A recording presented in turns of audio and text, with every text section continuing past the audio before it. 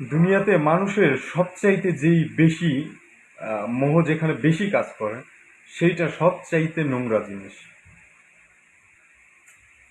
সবচাইতে নোংরা জিনিসের প্রতি মানুষের বেশি অ্যাট্রাকটিভনেস কাজ করে।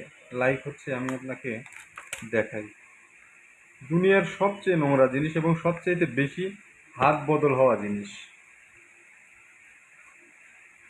দেখেন কি পরিমাণে ময়লা, কিন্তু মানুষের এইটার প্রতি টান বেশি, সবচেয়ে বেশি টান। আমি, আপনি, এভরিওয়ান, এনিওয়ান,